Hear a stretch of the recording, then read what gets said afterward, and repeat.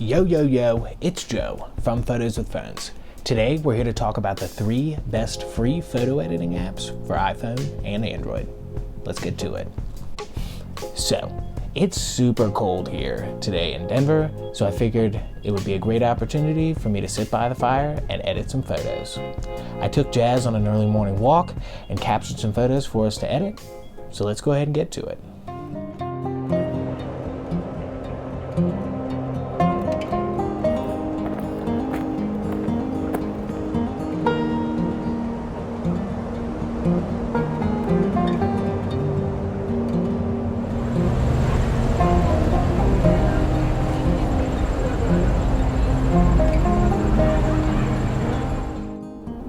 Hey, if you're enjoying the video, go ahead and hit the like button. Thanks.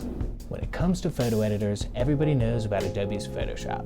But what if you can't afford an Adobe subscription? And what if you don't have a computer to edit photos on? Well, fortunately for you, modern smartphones are going to have all the power necessary to do photo editing. So, without further ado, let's get to the 3 best free photo editing apps for iPhone and Android. So, which of the 3 photo editing apps made the cut? It's going to have to be Snapseed from Google, VSCO Cams, and Lightroom Mobile. So, we'll start with Snapseed. Did you know that Snapseed is the only one of the 3 apps that is higher rated on the Play Store than on the iOS Store? Snapseed is going to come with 29 different tools and filters to help you with your photo editing. I edit relatively frequently on Snapseed, and there are a number of different tools that I haven't even tried yet. As is the case with the majority of photo editing apps, you're going to be able to mess with things like exposure and contrast and highlights and shadows. You're also going to be able to save your presets so that you can kind of tweak the ones that Snapseed gives you or create your own. Snapseed also has JPG, RAW, and DNG file support, so it doesn't matter where you're capturing photos from, you're going to be able to edit them. 2 of my favorite features on Snapseed have to be the lens blur and the double exposure tools. That lens blur tool is going to be able to give those of you that don't have a telephoto lens or a portrait mode on your smartphone's camera the ability to create those blurry bokeh backgrounds. The double exposure is going to allow you to pop 2 photos together to either create your own kind of high dynamic range looks or your own long exposures.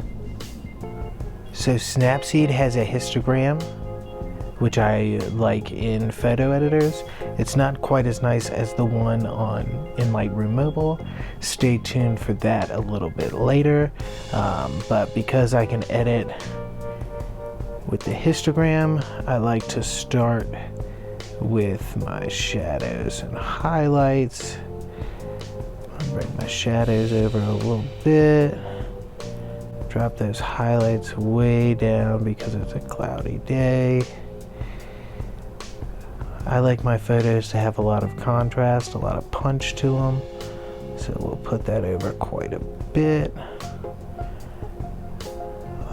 Drop the exposure down there, not so much that it's cut off, but just a little bit there. I like to take a little saturation out of my images just because smartphone photos tend to have a little too much saturation. You see the benefit of Snapseed once you edit your photo in the traditional fashion, in that you can add all of these different looks. I like to add just a touch of warmth.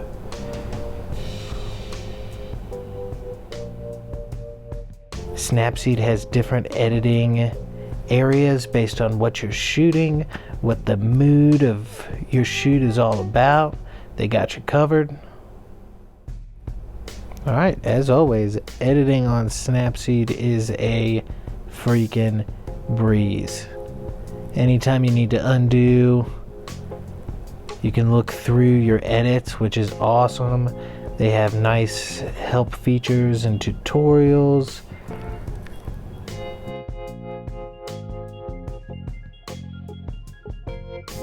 Alrighty, let's talk VSCO. So, VSCO has been known for a while now as the king of those filmy style filters. And while for a while I thought those were kind of gimmicky, to be honest, there were a number of girls from my high school that edited their Instagram photos on VSCO cams, and it gave it a bad rap for me. Recently, I've been keeping up with a number of different creators on Instagram, and they kind of had a very similar look to their photos. And so I asked one of them where they were doing their photo editing, and they actually told me VSCO. And since then, I've been messing around on the app a little bit more, and I have to say, in the end, I think I'm going to be a fan. And yeah, let's get into kind of what the app does. So you certainly know VSCO because of those filmy filters we just showed you, but what you probably don't know is that they have a killer social media style vibe on the app. It's not so much about likes and comments and all of that superficial stuff, so much as just helping creators create. Pretty cool. So when it comes to filters on VSCO Cam, there are quite a few that come with the free app. It's not super worth upgrading, in my opinion. The ability to add text in VSCO Cam is a pretty cool feature. As with all photo editing apps, adjust things like contrast, exposure, saturation, white balance. One thing that I do really like about VSCO is the ability to create recipes or their version of presets. It's just a little bit more intuitive way to go about doing something like that. You'll enjoy it.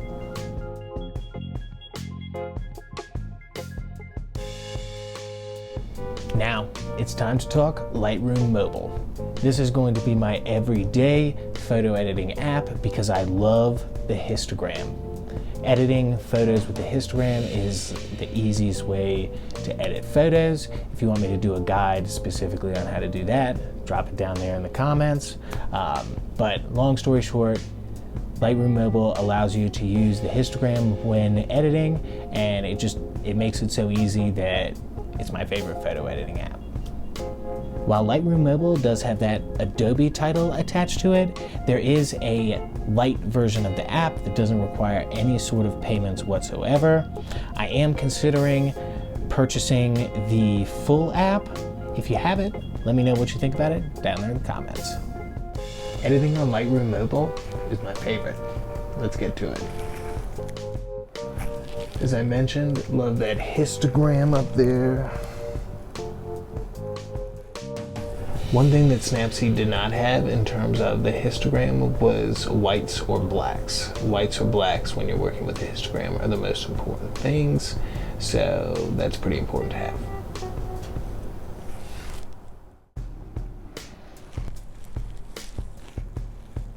So first we mess with our whites and our blacks, then we'll add a medium amount of contrast, give our image a little punch. Then adjust shadows and highlights, and finally hone in that exposure after we've done all of that tweaking. Then we'll move over to the color section of things. I like to add a little warmth to my images, not too much today because part of what I'm trying to get across here is that it's a little cold, a little bleak. So we'll just add a little temperature.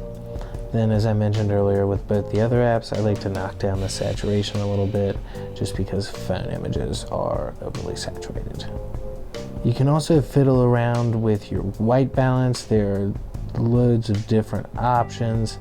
There's like 9 different ones. You can do some color grading. If you want to get super technical, you can mix your colors as well.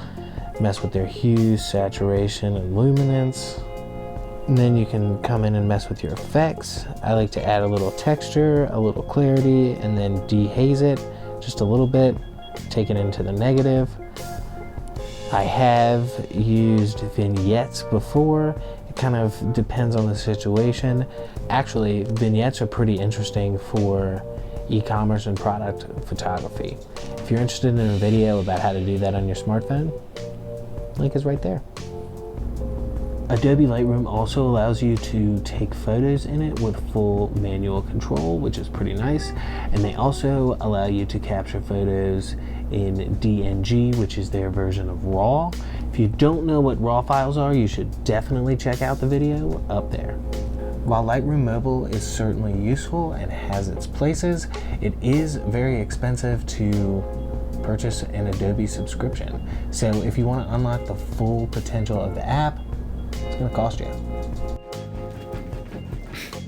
That's all we got for you. If you feel like you got value from this video, go ahead and hit the like button down there. It definitely helps photos and phones out a lot because it forces YouTube to show our videos to other people. Go ahead and comment down below and let me know which of the 3 apps you are editing your photos on, and if you're using a different app, let me know as well. I'd love to try something new. As always, subscribe to Photos with Phones' YouTube channel. We're coming out with twice weekly mobile photography and filmmaking tips, tricks, hacks, reviews, everything. You know the deal. Subscribe. See you in the next one. Toodles. Bye.